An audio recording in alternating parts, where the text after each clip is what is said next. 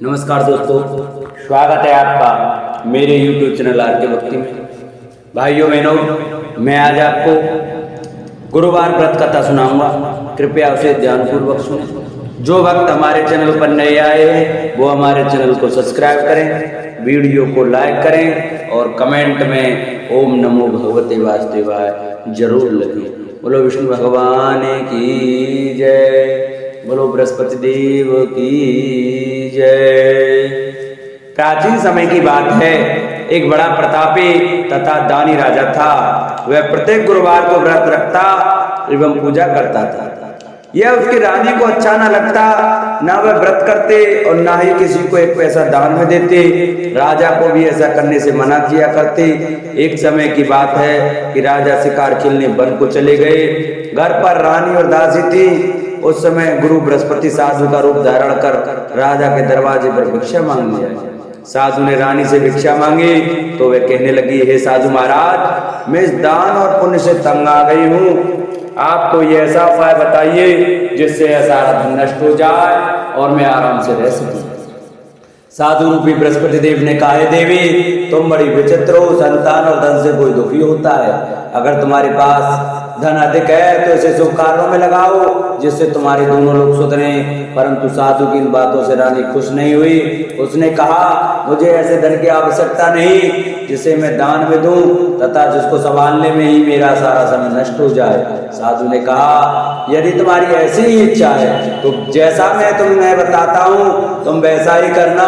बृहस्पतिवार के दिन तुम घर को गोबर से लीपना, अपने केसों को पीली मिट्टी से धोना, केसों को धोते समय स्नान करना, राजा से हजामत कर बनाने को कहना, भोजन में मांस मदिरा खाना, कपड़ा धोबी के यहाँ धुलने डालना।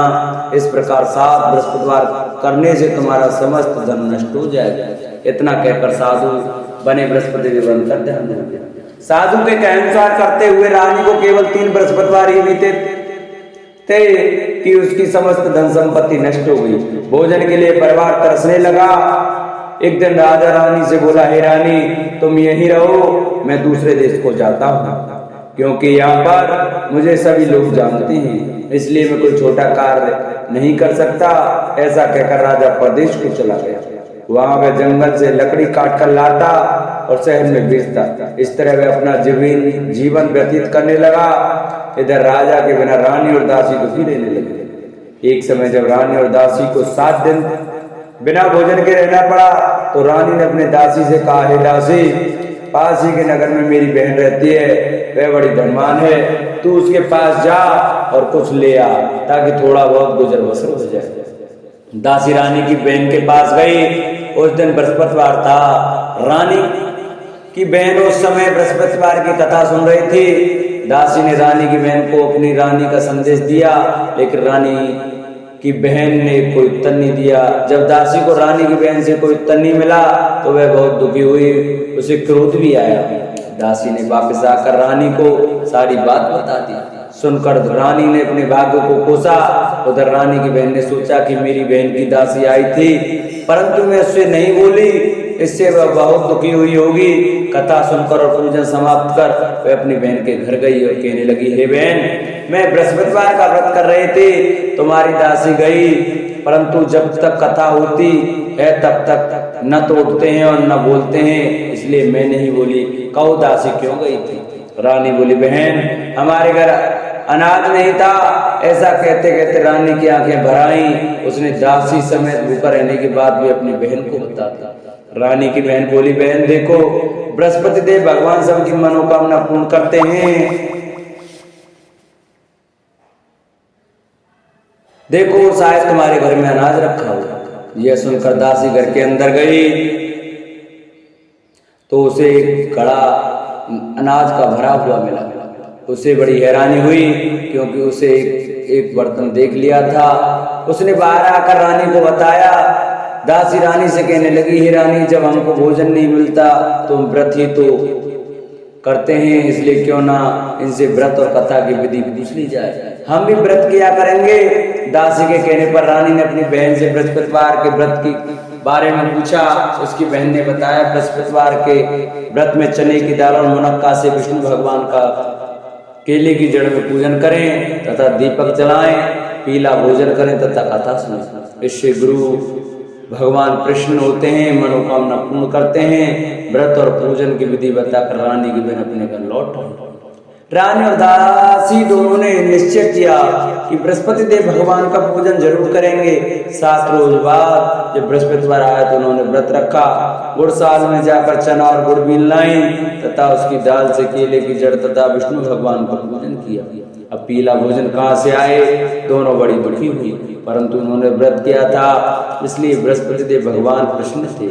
एक साधारण व्यक्ति के रूप में वे 2 थालों में सुंदर पीला भोजन लेकर आए और दासी को देकर बोले, हे दासी, यह भोजन तुम्हारे लिए और तुम्हारी रानी के लिए है, इसे तुम दोनों ग्रहण करना।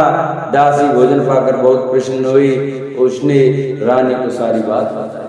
उसके बाद से वे प्रत्येक बृहस्पतिवार को गुरु भगवान का व्रत और पूजन करने लगी। बृहस्पति भगवान की कृपा से उनके पास धन हो गया, परंतु रानी फिर पहले की तरह आलस्य करने लगी। तब दासी बोली, देखो रानी, तुम पहले भी इस प्रकार आलस्य करती थी, तुम्हें धन के रखने में कष्ट होता था, इस कारण सभी धन नष्ट हो गया। अब गुरु भगवान की कृपा से धन मिला है तो फिर उससे आलस्य क्यों होता है? बड़ी मुसीबतों के बाद हमने ये धन पाया है, इसलिए हमें दान पुण्य करना चाहिए। अब तुम भूखे मनुष्यों को भोजन कराओ, प्याऊ लगवाओ, ब्राह्मणों को दान दो, कुआ तालाब बावड़ी आदि का निर्माण कराओ, मंदिर पाठशाला बनवा कर ज्ञान दान दो, कुंवारी कन्या का विवाह कराओ तथा धन को शुभ कार्यों में खर्च करो, जैसे तुम्हारे कुल का यश बढ़े तथा स्वर्ग प्राप्त हो और पितर प्रसन्न हो। दासी की बात मानकर रानी शुभ कर्म करने लगी, उसका यश फैलने लगा। एक दिन रानी और दासी आपस में विचार करने लगी कि न जाने राजा किस दशा में होंगे, उनकी कोई खोज खबर भी नहीं है। उन्होंने श्रद्धा पूर्वक गुरु बृहस्पति भगवान से प्रार्थना की कि राजा जहाँ कहीं भी हो शीघ्र वापस आ जाए। उधर राजा प्रदेश में बहुत दुखी रहने लगा। वह प्रतिदिन जंगल से लकड़ी बीन कर लाता और उसे शहर में बेचकर अपने दुखी जीवन को बड़ी कठिनता से व्यतीत करता। एक दिन दुखियों अपनी पुरानी बातों को याद करके वह रोने लगा और उदास हो गया। उसी समय राजा के पास बृहस्पति देव साधु के वेश में आकर बोले, हे लकड़ारे, तुम इस सुनसान जंगल में किस चिंता में बैठे हो, मुझे बतलाओ। यह सुन राजा के नेत्रों में जल भर आया। साधु की वंदना कर राजा ने अपनी संपूर्ण कहानी सुना दी। महात्मा दयालु होते हैं। वे राजा से बोले, हे राजा, तुम्हारी पत्नी ने बृहस्पति देव के प्रति अपराध किया था, जिसके कारण तुम्हारी यह दशा हुई। अब तुम चिंता मत करो, भगवान तुम्हें पहले से अधिक धन देंगे। देखो, तुम्हारी पत्नी ने बृहस्पतिवार का व्रत प्रारंभ कर दिया।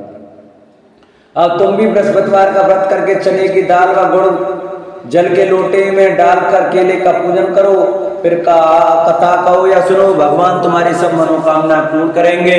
साधु की बात सुनकर राजा बोला, हे प्रभु, लकड़ी बेचकर तो इतना पैसा भी नहीं बचता जिससे भोजन के उपरांत कुछ बचा सकूं। मैंने रात्रि में अपनी रानी को व्याकुल देखा है। मेरे पास कोई साधन नहीं है जिससे उसका समाचार जान सकूं। फिर मैं कौन सी कहानी कहूं, यह भी मुझको मालूम नहीं। साधु ने कहा, हे राजा, मन में बृहस्पति भगवान के पूजन व्रत का निश्चय करो, वे स्वयं तुम्हारे लिए कोई राह बना देंगे।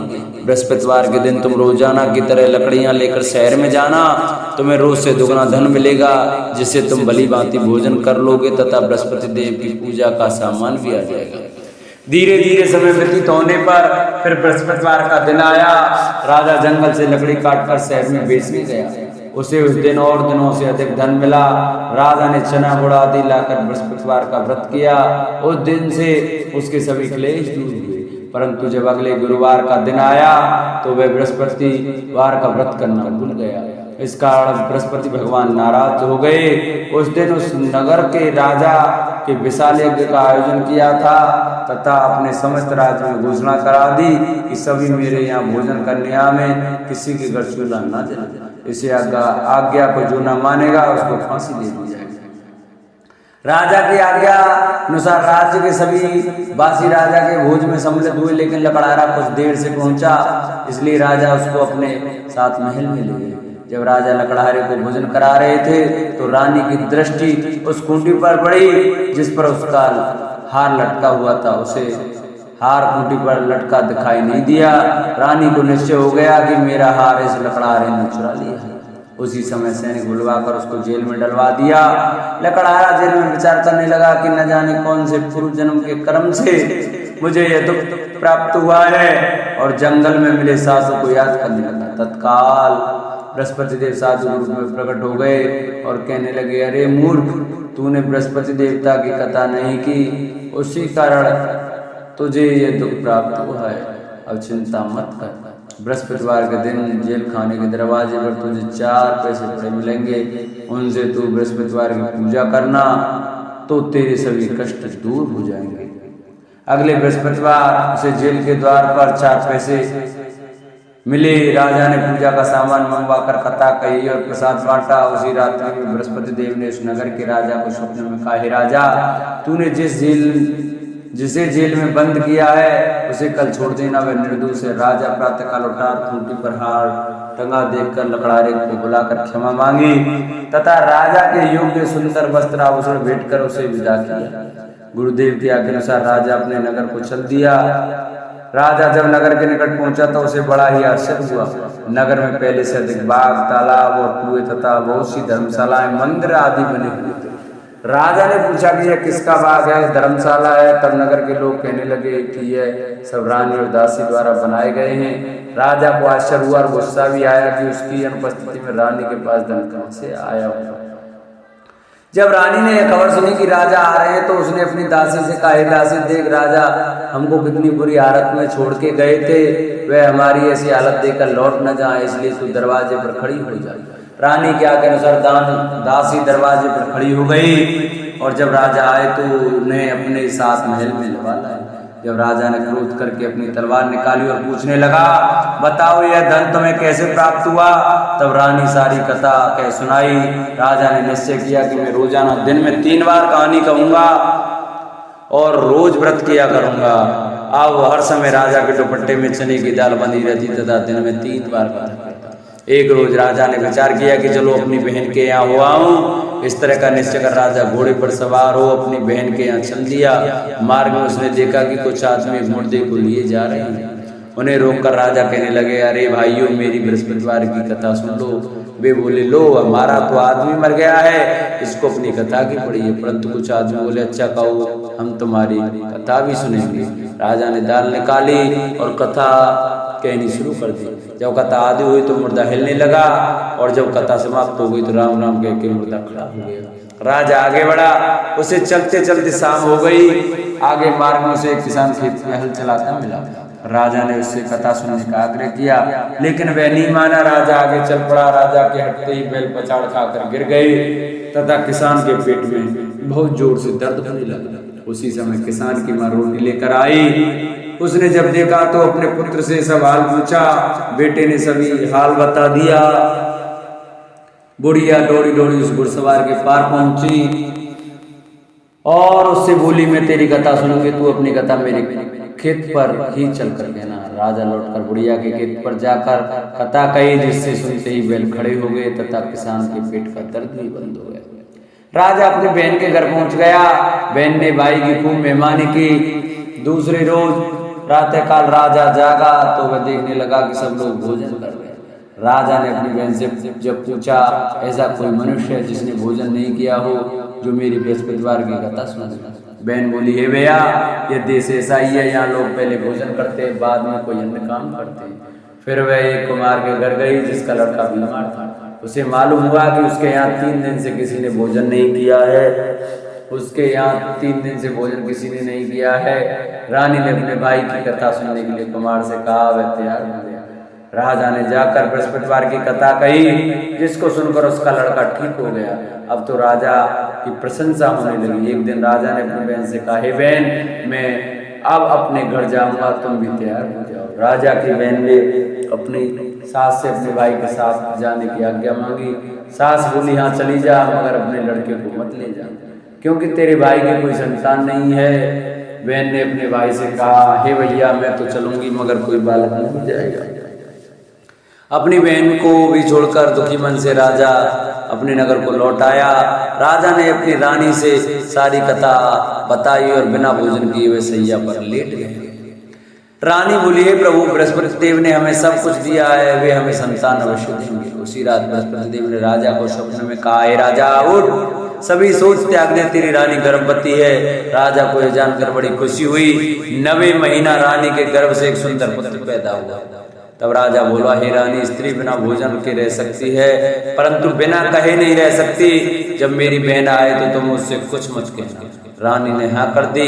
जब राजा की बहन ने यह शुभ समाचार सुना तो वे बहुत खुश हुई तथा बधाई लेकर अपने भाई के यहाँ आई। रानी ने तब उनसे आने का उलाना दिया।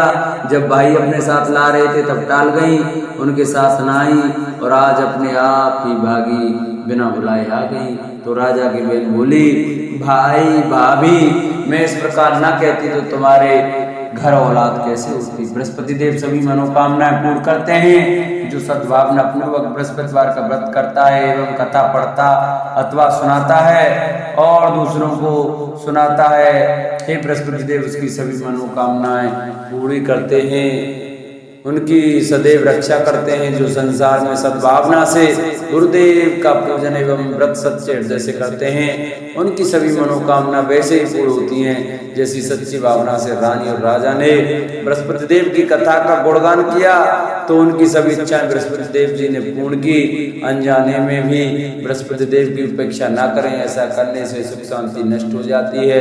इसलिए सबको कथा सुनने के बाद प्रसाद लेकर जाना चाहिए। हृदय से